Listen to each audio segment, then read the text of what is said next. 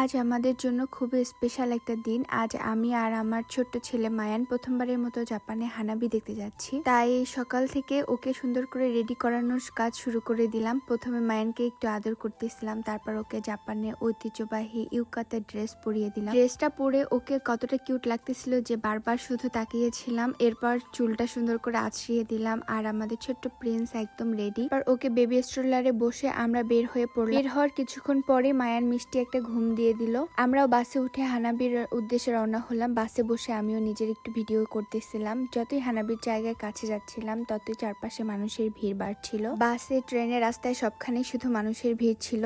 মনে হচ্ছিল পুরো শহর যেন আজ একসাথে উৎসব দেখতে বের হয়েছে। অনেকে সুন্দর সুন্দর ইউকাতা পরে এসেছে, আমিও ইউকাতা পরেছিলাম। আবহাওয়াটাও খুব একটা ভালো ছিল না, অনেক গরম ছিল, আবার মনে হচ্ছিল যে কোনো সময় বৃষ্টি নেমে আসতে পারে। তারপরেও সবার মুখে ছিল উৎসবের একটা আনন্দ। আমরা গিয়ে বসে পড়লাম। চারদিকে হাজার হাজার মানুষ শুধু অপেক্ষা করতেছে কখন রাত 8টা বাজবে আর হানাবি শুরু হবে। অবশেষে রাত ঠিক 8টায় শুরু হয়ে গেল অপেক্ষার মুহূর্ত। আকাশ জুড়ে একের পর এক রঙিন আতশবাতি ফুটতেছে। সত্যি বলতে এই দৃশ্যটা ভাষায় প্রকাশ করার মতো নয়। যতই বলি, যতই লিখি, সেই অনুভূতিটা পুরোপুরি বোঝানো সম্ভব না। নিজের চোখে না দেখলে হয়তো কেউই বিশ্বাস করতে পারবে না। আকাশ এত সুন্দর হতে পারে, মনে হচ্ছিল পুরো আকাশটা যেন হাজার হাজার রঙিন ফুলে ভরে গিয়েছে। এদিকে মায়ান তার বাবার কোলে আতশবাতি ফুটানো দেখতেছে। আমি শুধু বারবার আকাশের দিকে তাকিয়ে ভাবছিলাম, আলহামদুলিল্লাহ, আল্লাহ আমাদের এমন সুন্দর একটা মুহূর্ত দেখার সুযোগ দিয়েছে। প্রতিটা আতশবাজি ফুটে ওঠার সঙ্গে সঙ্গে চারপাশে মানুষের অনেক আনন্দের আওয়াজ বেড়ে উঠতেছিল। এত গরম ছিল যে মায়ানের বাবা বেশিক্ষণ ড্রেস পরে থাকতে পারেনি, তাই সে এই গেঞ্জি পরেই ছিল।